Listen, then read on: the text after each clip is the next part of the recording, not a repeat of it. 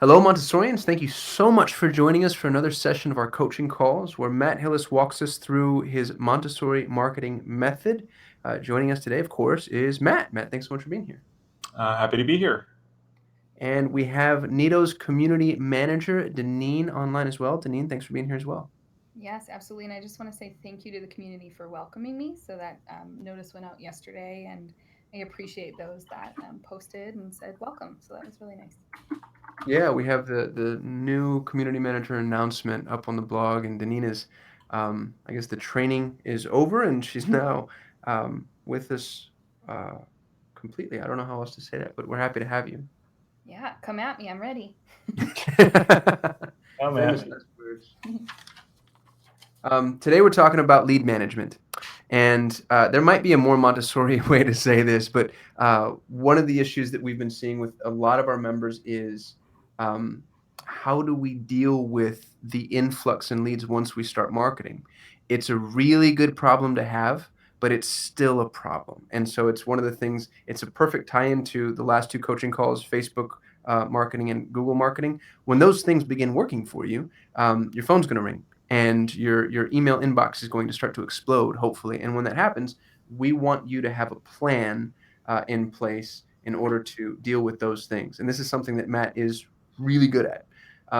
So, Matt, if you don't mind, define a lead for me in the Montessori sense of the term. What constitutes a lead versus a prospect, and where do you think that line exists? A lead for us is when somebody takes the time to inquire at our school. That could be a number of different ways. That could be a phone call. That could be a walk-in. That could be an email. Um, and those are basically people raising their hand and saying that they want to learn more. That is different than somebody signing up for your email list, different than somebody signing up for your online newsletter or becoming a fan on social media. Those are not leads. Those are people that you are, trying to get to be a lead at some point. Those are interested people, but the leads are the actual people that want to have a conversation with you, whether in person or on the phone, to learn more about your school. Very well said. Um, from a lead management standpoint, do you have processes in place to capture some of the non-digital leads? It's like if somebody walks into Bergamo right now, what happens if you don't mind me asking? Sure. So somebody walks into the school, and we still do get these. People still show up and walk in and want more information.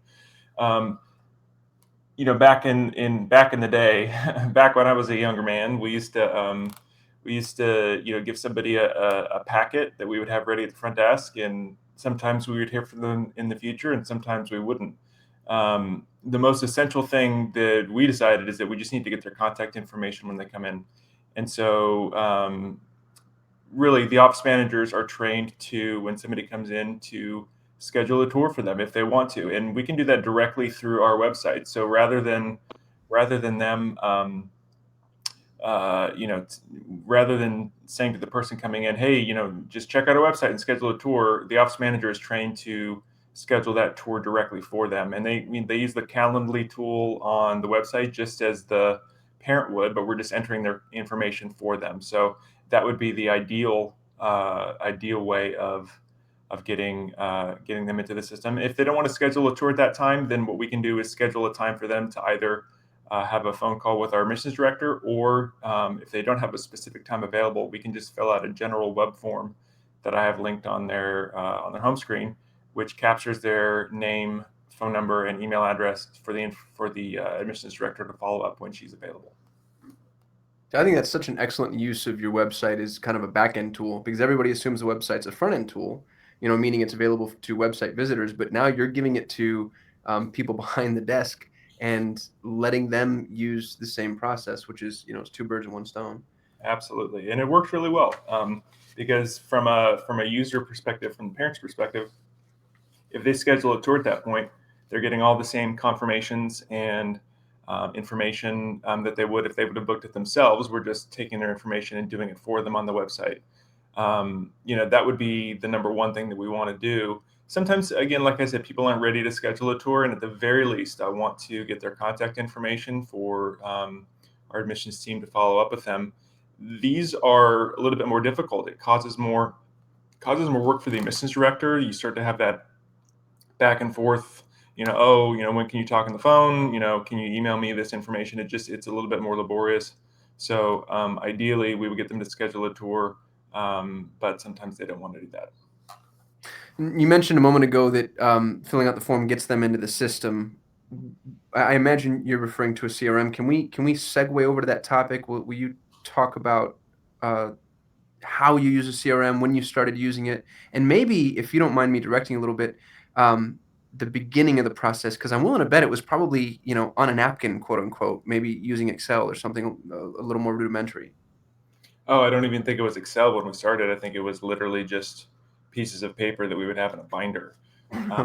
Or even worse, when we started really relying on computers to help do our work and make us more efficient, we were just using our email inbox for managing leads, which again is not the most efficient thing to do.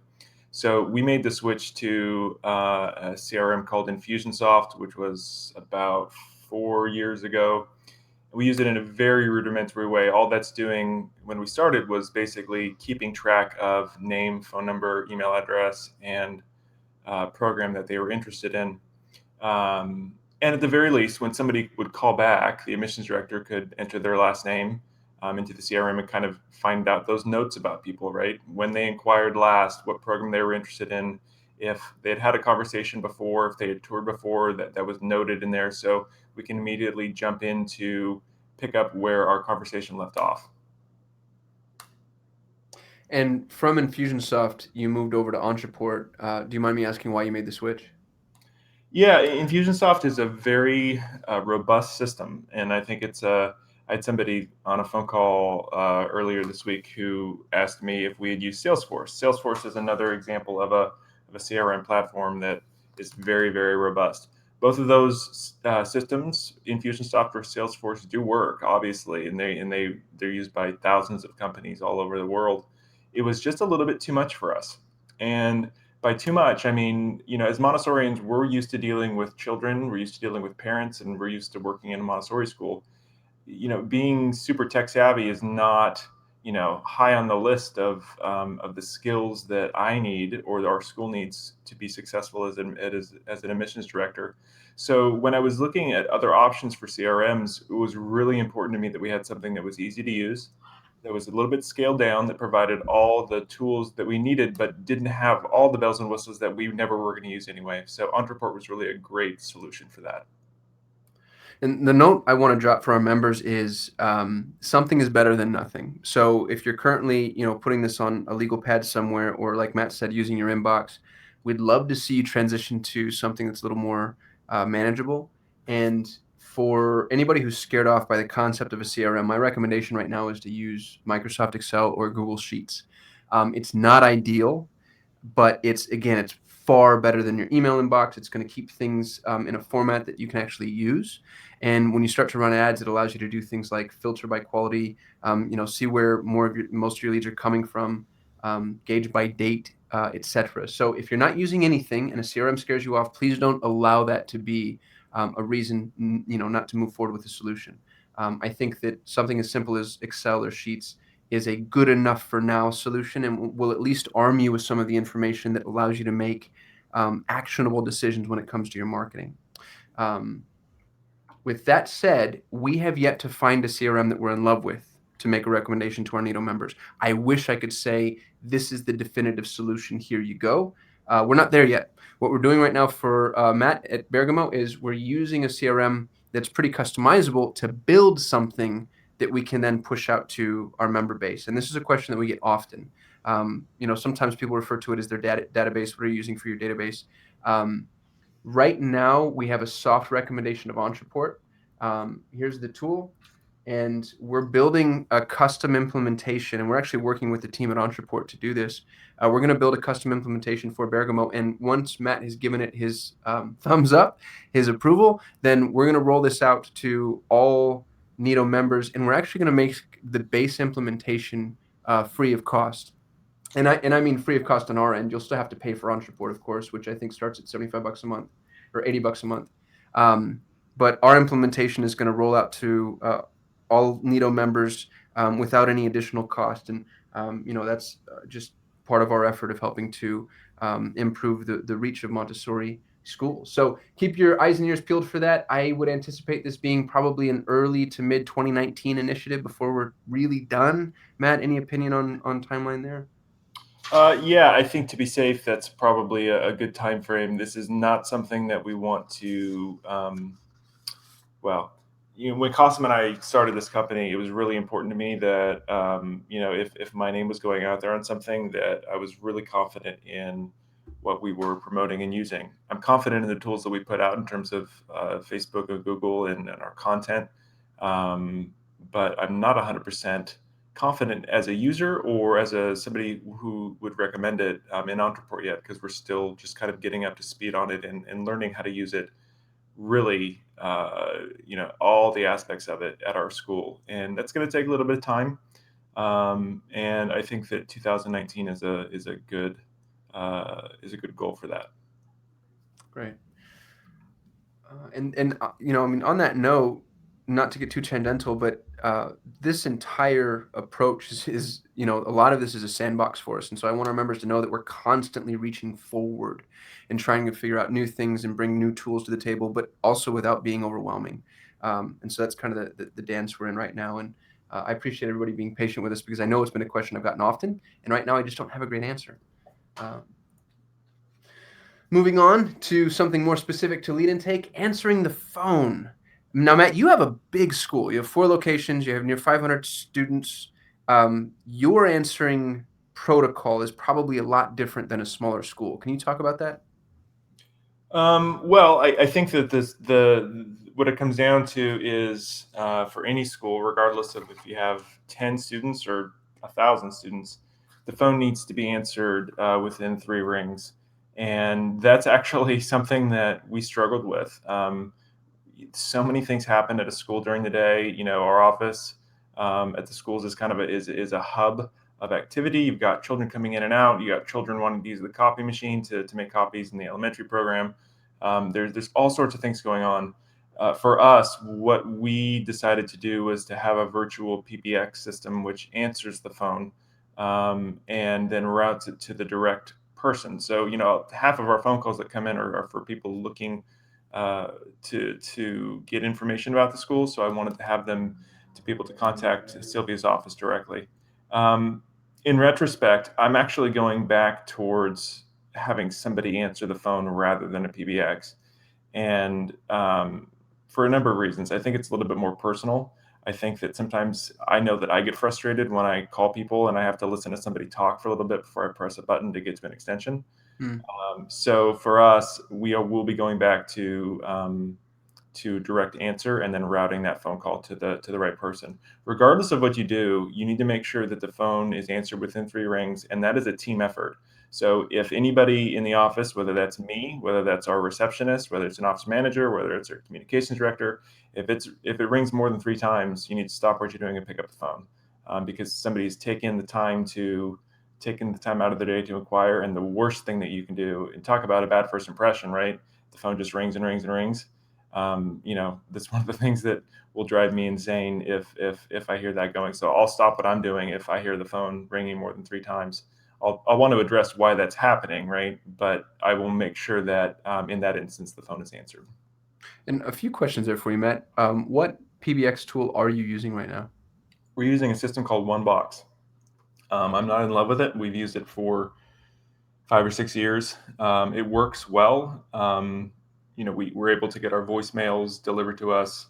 When somebody leaves a voicemail after hours, for example, we get that as an emailed MP3 file, so I can listen to it on my phone. We get our faxes through it, which is nice. Mm-hmm. I think we pay about $75 a month, but again, we have multiple locations, so it's something that has worked for us. Here's the thing about this: none of this is ever ideal, and things change so quickly. I mean, back when we started using a PBX system, our phone call volume was so much higher. And it was higher because people weren't inquiring online in the same way that they do now. So, the landscape of what is needed changes very, very frequently. I'm hopeful that we're back to the point where, our level of phone calls is low enough where it can be managed by one person. And I think that is a really good first touch point for people if they hear a live voice on the other end of the phone. And Matt, do you anticipate that person being in-house, or are you going to use a call answering service? I've looked at both. I think the person's going to be in-house. I know Costum and I have talked about a solution called Ruby Receptionists, and I looked into that. And for what the charge was going to be, and for our volume of phone calls, it did not make sense to pay that. But for other people, it could be a good solution. There's definitely a sweet spot in there for the size of your school and whether or not you need to hire somebody, to make sure that the phone is answered all the time. I've got enough people in our administrative staff where we can definitely answer the phone. But if you were a one-person shop or a two-person shop, that could be a good potential solution to have a call answering service work for you. I know you've used them, Cosm. What was your experience with them? I love them. I use them for my agency. A huge fan. They're completely onshore, which is nice. They treat their people really well, and it sounds like a nuance, but it's a really big deal to have a happy person pick up the phone. Um, they allow you to customize the script. They'll do what's called a hot transfer. So imagine somebody calls your school and says, "Hey, can I talk to Matt?" They'll do intake, screen the call you, and say, "Hey, Matt, I have Costume on the other line. Do you want to take the call?" If you can't take the call, they'll take a message, and they'll even schedule something for you in Calendly. Um, so not to go too far in the direction of Ruby Receptionist, I've been really impressed with them. They are much more expensive than any other call answering service I've ever used. Um, I'm not an affiliate, incidentally, but this is their pricing. We pay $279. I think they just increased their pricing a little bit. Um, I do believe that they're worth the increased cost. If you plan on using a call answering service, um, this would be my personal choice. I've been very impressed. One thing I'll say about, and I want to echo what Cosm said, is how important it is to have somebody that's friendly answer the phone. Again, we could have Dr. Montessori leading our school, and and in 2018, if somebody calls and somebody is just kind of blasé on the phone, that's the impression that they're going to have about your program, right? And it goes beyond. There's so many choices now. Of course, you're going to want to deal with a school. You're going to want to deal with people that you're going to see every day that are friendly and happy. And the very worst thing you can do is have somebody answer your phone who just has that kind of dead behind the eyes voice tone. So I train all of our people to make sure to think about this, that you actually put a smile on your face when you answer the phone, even if you're in the worst of all moods. It's funny how changes in inflection in terms of your tone, your quality, your volume changes when you're smiling. So that's something that I practice. And believe me, I have bad days just like everybody else does, and there's times that I'm not super enthusiastic. But if I'm going to answer the phone, I'm going to make sure that the person on the other end feels that we are happy, warm, and engaged. I think that's such great advice. I do want to echo what I just said about the CRM here as well. I think any solution is better than no solution. So if you're having a tough time getting to your phone calls, where a virtual PBX might not be the best solution in the world, I think it's better than nothing. What I've used in the past is a tool called Grasshopper. It's $30 a month. Matt just mentioned his one box. I just found them online. I've not used them, but they're comparable. They actually have a $13 a month option. Um, so no matter what you're doing, just make sure that you have the phone situation figured out, because that's an expensive mistake to make. You spend all of this time, effort, and energy, protecting your reputation, serving your families. And if you get a referral or if you pay for traffic that results in a phone call, to not capture that call is it's just tragic. Not to be dramatic, but that's the opportunity that we really want to seize, and we don't want to see that. It's such an easy problem to solve. Um, Well, and I'll say that we do all this work to automate our digital touch points, and again, that's something that you spend time at the beginning setting up, and then it just works, and you don't even have to think about it. This is actually the harder part of it because it has to deal with human capital and managing that side of it, right? The computer is always going to do what you want it to do every time it happens. When you answer the phone, like Cossum said, what an expensive problem to have. You spend all this money on getting your name out there. You spend all this time having a great program, and then the first impression is that you're just kind of an unhappy place to be. So please do put some attention into that. A couple of digital tricks to help improve your phone quality. We've spoken to quite a few of our members about their lead intake. And what we've been doing is we use call recording. We actually use a tool called Call Tracking Metrics. If you're a Nito member, if you're second plane or above, this is available to you for free. Nito pays the subscription cost. The only thing you're going to pay is usage. So we're actually on an agency plan, so you'll not pay subscription at all. You'll pay for your numbers and your minutes, which ends up being a nominal fee. What's really cool about this though is it gives you the opportunity to track the source of the phone call. So you know where they came from, and you can use a different number for different things. So, we may use a different number for Google than we do for Bing, than we do for Facebook. And you can use a different number for your Yelp profile than you do your Google My Business profile. And by splitting up those numbers, and again, it's really inexpensive. One number is $2 a month. And actually, I think it's a little bit cheaper because we have agency pricing. But by splitting up those numbers, you're able to begin gauging how effective your lead sources are. So if you place an advertisement with somebody, let's say you place an advertisement with your local paper, don't give them your phone number. Give them a tracking number, because then you get to come back and, when they want ask you to renew, you know whether or not it's working. You can show them how many numbers or how many phone calls actually originated from their advertisement. And you get to record the phone calls. We have our members set up right now to where every single phone call that comes through, the minute the call ends, they get an email with that call recording.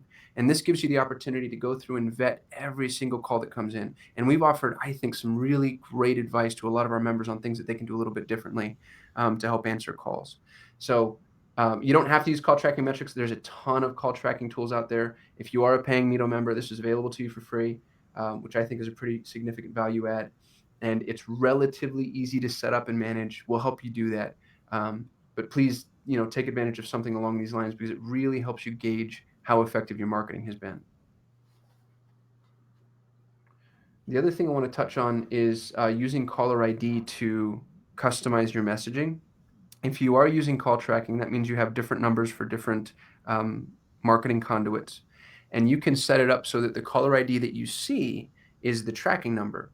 And what that allows you to do, or what allows your staff to do, depending on the size of your school, is you now know where they're calling from. So if somebody's calling your direct line, you're going to answer that a little bit differently.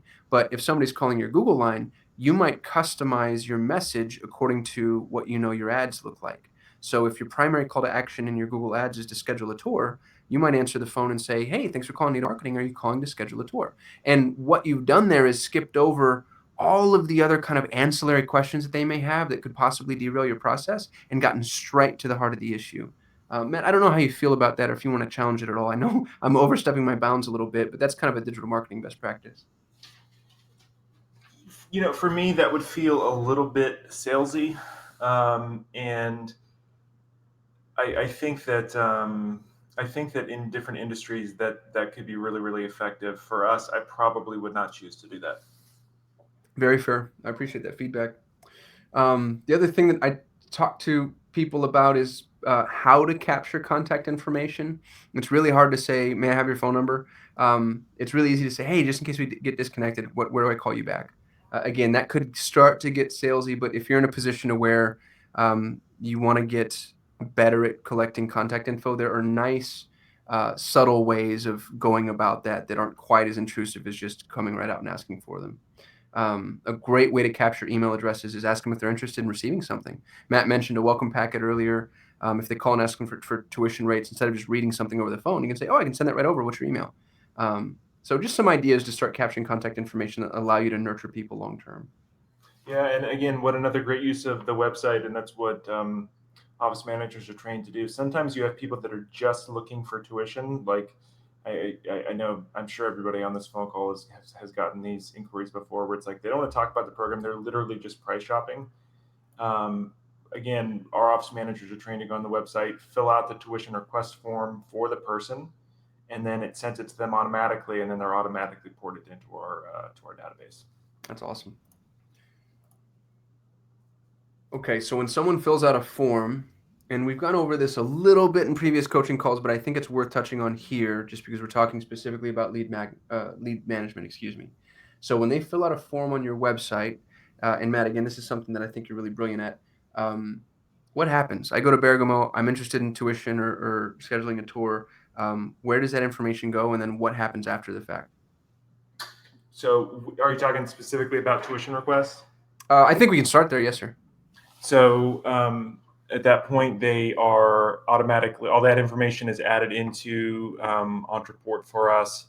And again, because we have multiple locations, it's going to tag them for the location that they are interested in. That's we have different tuitions at different campuses. It varies slightly. So one of the ways in which we figure out what region they're in is by them asking for which region they'd like the tuition for. So that goes into Ontraport, and then they're saved as a lead. At that point, there's a series of emails that will go out to those people over time. When people are requesting information about tuition, it's really important to set the stage about two things. Number one, why tuition for Montessori schools will be a little bit higher than other schools, and that's not necessarily the subject of the email that we're sending, but we're sending things where we're talking about what goes into leading an authentic Montessori program. So the training that teachers have to have, the materials we have to buy, the affiliation visits we have every year, all of that stuff goes into what our tuition levels are. And then also just building value around the idea of Montessori. So really getting into this idea that this is a philosophy. This is not ABC preschool. This is something that the adults in this program really believe in, and they want to implement it with as many children as they can. So that is any type of lead that comes in is going to kick off some type of autoresponder campaign based upon what they chose to opt in for. And Matt, you don't directly follow up with tuition requests, correct? No, I think it's a little bit too. That would be number one. It would take a lot of time, and number two, with the level of inquiries we get. I mean, there's a lot of people that have maybe heard about us and they just kind of want basic information, but they're not necessarily serious about enrolling. One of the things that's going to happen in all the emails, though, is there's always going to be a call to action for what their next step is. So, in every email that's going out, we're asking them at the end of it to schedule a tour. This is how you do it. And there's also in some of those emails instances where they can get more information, whether that's a different download or they want to watch a different video about our program. That's all basically done through the email series. And if you were a smaller school, or if you were just starting your school, would you get a little more aggressive there and follow up with tuition requests, or is that still not something you think is appropriate? I wouldn't. I mean, the thing about people doing tuition requests is that is the lowest level of a lead, right? I mean, they popped on your website. They're going to be comparing tuition rates to the myriad of other options that they have. And for many people, we won't be a good solution for them, whether that's because of the method that we use or the price that we have for tuition or our location or a variety of other things. I think that it may be appropriate in other instances to follow up with people that are warmer leads, for example. Definitely people that want to schedule a tour, definitely people that want to schedule a phone call. Those are people that we're obviously talking to. But I don't think that I think that email and a digital contact is a much preferable way. And again, that's free. It doesn't take any of our time, and we're still going to be in their inbox. If they've clicked on one of our ads online, we're going to be remarketing to them. So they're going to see us. And that's our job over time to kind of build the case for them coming in to schedule a tour. That's excellent feedback. I can tell you as a marketer, because we're generally evil. In my mind, we've always been trained that if you give me your contact information, we're going to use it. So it's always been kind of buy, die, or unsubscribe. But I understand exactly what you're saying. It's just a change of paradigm for me. Well, and we are using it though. I mean, that's the thing, especially for something like this. We are using it because we're sending them content and information, and that's really the value. I think that especially because children are involved, it can be a little bit weird, right? Where it's like we don't want to press too hard. And it is a very, very important and personal choice for them. So it's not something that, this isn't they're not looking for a roofing contractor because they have to get a roof up by the winter or else it's going to rain, right? That's something, if I was a roofing contractor, I would be following up because it's much more cut and dry about the decision to be made. This is so much more nuanced. And really my goal is to make sure that they feel comfortable with us. And I think that if we're reaching out, even if it's not aggressive, if we're reaching out too much to them directly, like with a phone call, it feels a little bit too personal to start. Very well stated. Thank you for that. I appreciate it. One thing that you taught me, Matt, is selling from the thank you page. When I go to your website and I fill out a form, the page I land on does not just say, "Hey, thank you so much. We'll be following up soon." Instead, you've got a picture of a student there. You have additional messaging. You have some qualifying content. Tell me about that. How did you figure that out? And is that something that grew over time, or was that a template that you found somewhere? Well, I believe it's a template from Lead Pages, but it's something you just customize. And our goal is to make sure that people know that when they're ready for us, that we're real people, that we're nice people, that we've been here for 43 years, and that we're connected with the community, and that we have, well-adjusted, happy children. That's really our mission as Montessorians, to develop children that are prepared for life. So, of course, we're going to put a picture of a child on a thank you page. This is something that I see a lot of schools not doing. Thank you pages are easy to do. Again, this is one of those things that you do it once, and then it's going to work for you for the next 4 or 5 years. And all that is I use a picture of a child's face that's smiling and saying thanks for doing whatever you did, whether that was filling out a web form, whether that was subscribing to our email list, whatever you're doing. Um, it's thank you for that. And then here's some other things you could do. You could follow us on our social media pages. You can if you want to learn specifically what Montessori is, watch this video. I don't think we have that currently up, but again, just other examples of you're always trying to get them to engage with you more, and you have to do that in a way that's a little bit of a soft sell. You have to do that in a way that is on their timetable and not our timetable. So thank you pages are really essential, and it's one of those things that you have to really think about from a customer journey perspective, right? So go through this as a parent who has a 6-month-old who is sitting in bed at 11:30 at night. What would give them a warm and fuzzy, I guess, right? And for us, that is personalizing it as much as possible. And just a note for our members, in the resources section, we have an email nurture template that I believe Matt wrote.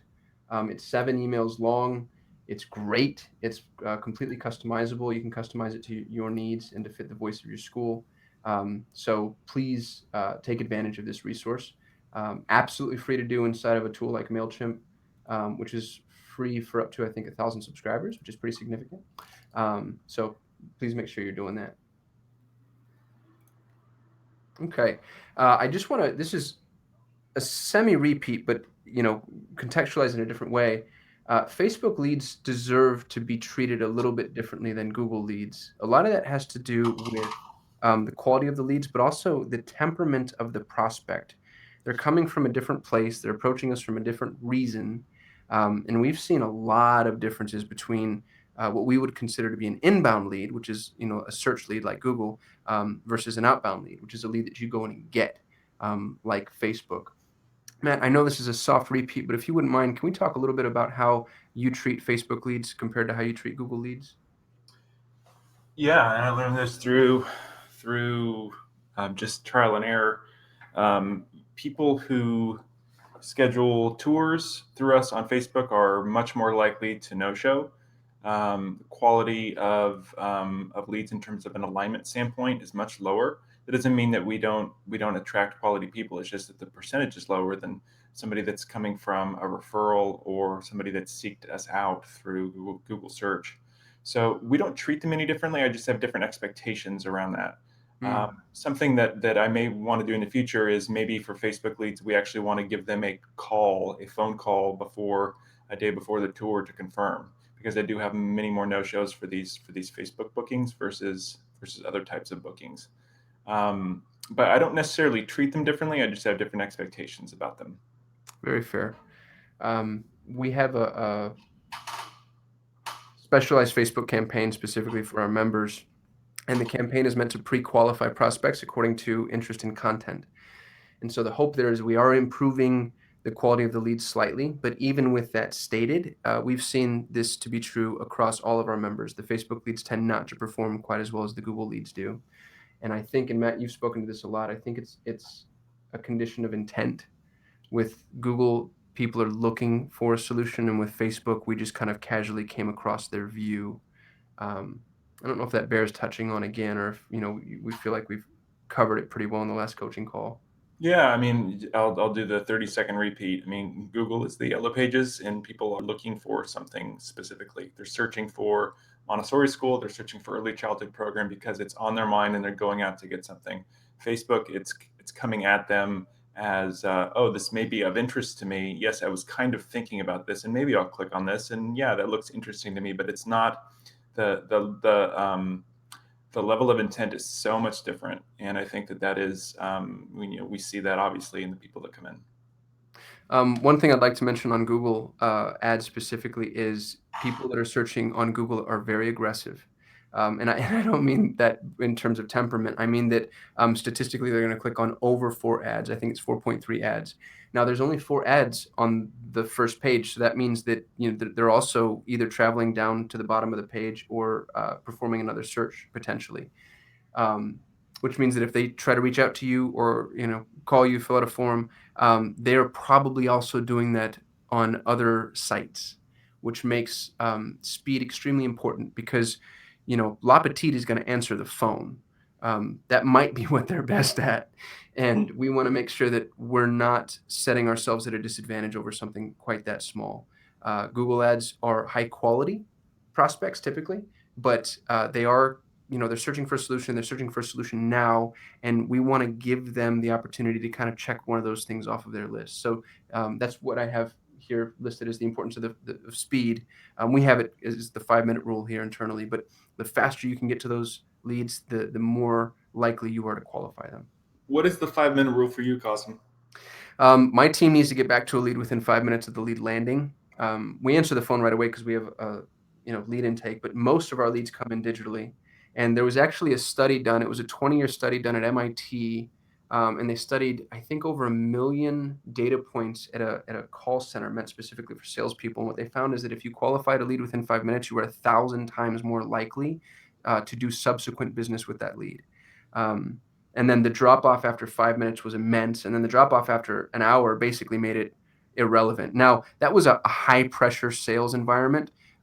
So 5 minutes to an hour might be slightly different in our world, but I think the psychology still stands. The sooner you can get to somebody, the better. I completely agree with that. And as a consumer, we've been doing some remodeling in one of our campuses this year, and as somebody who is making decisions for something like a painter, for example, I have somebody that gets back to me quickly. That is so indicative to me of how they're going to be treating me when I'm a customer of theirs. I know it's a little bit different when we're dealing with children and we're working at a school, but I would say instead of 5 minutes, definitely same day, right? We should reach out to them in the same day, or if they're coming in after hours the next day, that would be the rule for me. And that can be really difficult at times during certain types of the year, right? We have over the next 2 months between now and the end of September, we're going to get, the majority. Well, these are the busiest months for us in terms of admissions or interest in our program. So that can be hard at times, but it's so well worth the time to make sure that people get a some sort of callback, some sort of response, because otherwise they are going to find another school. Mm-hmm. I think not that this is relevant, but I think it's a funny anecdote. You found me online, Matt, because I was an Infusionsoft certified partner. And I think the very first words you said to me was, "Wow, that was fast." I did. I remember that. I absolutely remember that, because it was within 5 minutes, if I remember correctly. And at that point, all that was a permission to really engage. I was open at that point, right? I Mm-hmm. was open to Cosm, and then obviously when we started talking, it was like, wow, this guy knows what he's talking about. I did talk to a couple other different agencies, and people got back to me within a day or two. One got back to me within, I think it was within 4 or 5 days. I never contacted them again. I never returned that phone call, because number one, my problem was already solved, and number two, it was like, well, gosh, if you're that busy, what is it going to be like when I actually have a problem that I need help with? Are you going to be able to actually work with me? So, completely agree with you. Let's talk about a difficult topic, I think, for Montessori schools specifically. It's tough to talk about money. Um, And this is a question that's come up often in our consulting calls. And Matt, I think you've got some great tidbits here. So if you don't mind, just going to step back and let you take this one away. Sure. We don't quote rates over the phone. That's one of the things that's going to people are going to ask for. So at the very least, in order for us to give you what our rates are, we're going to ask for your email address. And if they don't want to give you your email address, they're not going to get our tuition rates. And this is for a number of reasons, right? So our tuition goes up every year in September. We set our new rates in February.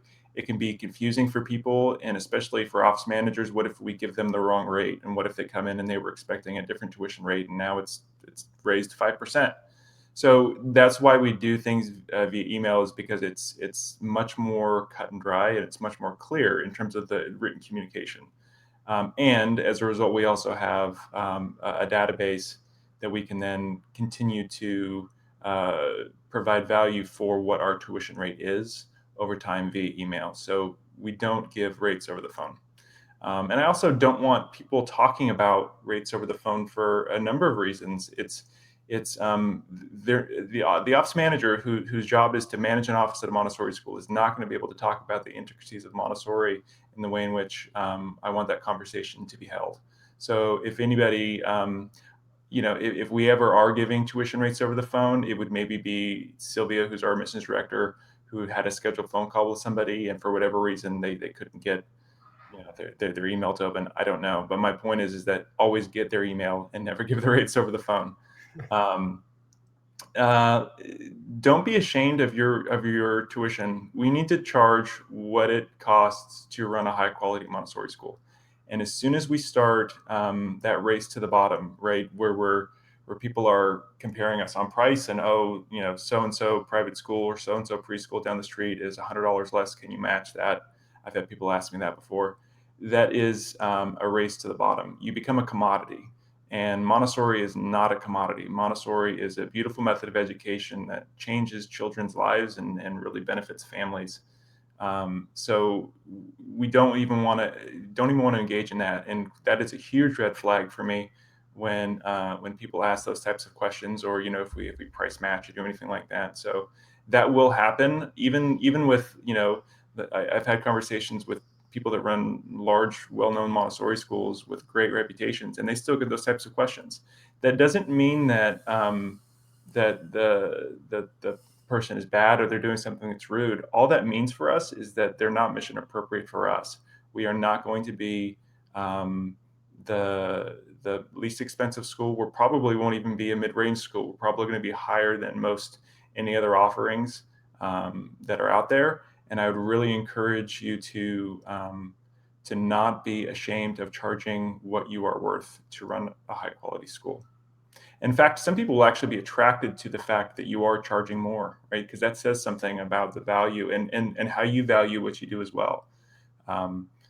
It obviously can't be exorbitant, but it has to be something that is really appropriate for you to be able to do what you need to do, and recruit and retain high quality guides, and to have beautiful environments. So, and I know that's a really hard thing to do, especially when you have openings and you're worried about your budgets and all those types of things. So what I prefer to do is to have a tuition rate, and then to have a financial aid program that people can apply for and opt in for if the money is available in the budget. So I never want to turn anybody away because they can't afford it, but we may not have financial aid available depending on the time of year and depending on what our budgets are looking like. Again, I mentioned focus on value. I use this I use this term a lot: features tell, benefits sell. So when we're talking about the benefit of our tuition, we're really talking about the benefits that children receive when they're in our program. And so rather than talking about the quality, the credentials of our teachers, or all of our teachers have AMI training, we need to talk about why that makes a difference for the child and for the family. So the benefit is always the most important thing that you're talking about, and that's what we put really is the basis for the emails that go out to people when they opt in for tuition, is that we're talking about why this helps children and why this helps families. So don't focus on the nuts and bolts of teacher-student ratio, or somebody has a degree from this college or that college. You need to talk about why that matters to the parent and to the child. And finally, really what I always like to tell people when they're on the phone is that, what you really need to do, I could talk to you till the cows come home about what our program is like, but really the only way for you to really see this and understand it is to come in for a school tour. And you need to make that as as easy for them as possible, in the sense that we don't want them to think that, some people have their imaginations can go wild when they think about what a school tour is, right? This isn't something that is high pressure. This isn't something that is going to take 5 hours. This is basically a conversation. We just want to have a conversation with you in person, so we can learn more about you and learn more about your child, and determine whether or not this is a good partnership. And that is so essential to find families that are mission appropriate and work as partners. Doesn't always work. Of course, we're always going to have those admits that we regret later, but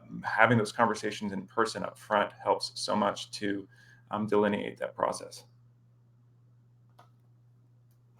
Thank you for that, Matt. Interested in the questions from our attendees. We've got, I think, one of the best in the business on the line, ready to field anything that you have or any questions that you have about lead intake and Montessori. And Deneen, we've kind of left you out here with my apologies. I know you're the new kid on the block. I imagine you probably have some input as well. No, I just love hearing this. I mean, it just reaffirms, as a guide, the experience that I had. But also now as a parent, it's so important, Matt. Thank you for all of that wonderful insight, and the back and forth of how you guys really made this what it is today. I think schools are going to love this, and it's really helpful. So that's my input. That's great input. Amy says, how do you define mission appropriate family? Is it a formalized list of characteristics or just a feeling? Great question, Amy. Boy, that should be Cosm. That should be another coaching call at some point. I don't know if I'm really prepared to answer that question. I think, it's a little bit embarrassing, because I don't know if I could delineate out what those points are for us. So how about this? What I can tell you now is that mission appropriate for us is that people are committed to the 3-year cycle, which is actually, so we ask this, we talk about the 3-year cycle when they tour. On our applications, it has a question, right, where it's Montessori is a 3-year cycle. Are you committed to staying for the 3rd year of the cycle, which at primary is the kindergarten year, right? And that's usually when people will opt out to go to a free public school or a conventional school or whatever. So that would be probably my number one thing, is that they're committed to the cycle. When you're getting into other mission appropriate things, and if you take the quiz on our website, that's one of the other ways in which those are some of the types of questions that we want to know about, whether or not they're looking for a Montessori program. All those aspects about children learning at their own pace, not having homework, children giving space and time to be able to develop according to their own timetable, having a multi-age classroom with children of 3-year age bands. Are they comfortable, and is this something that they are interested in for their child? Those are things which would help us determine whether or not they're mission appropriate. I do think we could go into much more detail on that. But Amy, take the quiz on our website, and those are great first questions to ask when you're determining mission appropriate families. And incidentally, Matt's referring to the quiz that we have on the site that it typically fires as exit intent. Matt, do we have this proactively placed anywhere? I don't remember. We don't. I don't believe we do. Okay. So when you're on the site, bergamoschools.com, and you make a move to leave, we have this quiz pop up right before you make a departure. Incidentally, this is available to all of our paying members at no additional cost. If you want this added to your site, just reach out to us. But what's cool about this quiz is you can customize the imagery, and for what Matt's saying, it's really easy to walk through, but it gives you quite a bit of information as to who these folks are and where their interests lie.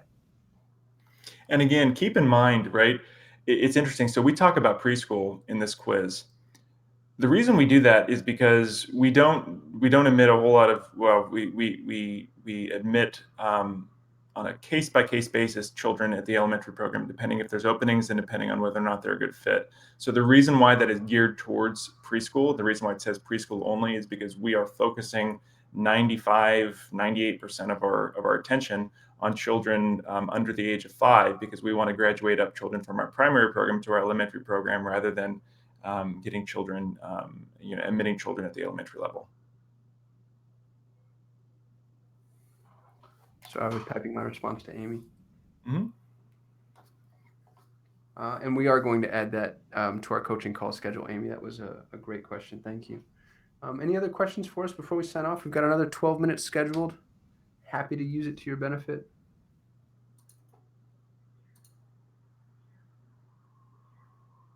And nothing else is coming through. I just want to remind all of our members, if you're listening to the recording, we do this live every Thursday. It's 10:30 a.m. Pacific is when we start. And Matt and Deneen both are joining to walk through the Montessori Marketing Method. We go through one major topic every single week. All of the recordings are available to all of our members from the first plan on up. And that is in the NITO members area when you click on Start Here. So when you go to the NITO Marketing website, you can join for free if you're not already a member. And in the members area, you'll notice that the very first menu item is Start Here. And when you click on Start Here, you can attend the coaching calls on the right-hand side, and the icon on the left-hand side leads you to all of the recordings, and the recordings are listed in order and broken down by category. So we have our introduction to the Montessori Marketing Method, which is 3 lessons. We have the Ideal Montessori School website, which is a really robust series. That was 5 lessons. And now we're working on increasing admissions, and we'll probably be on this category for quite some time.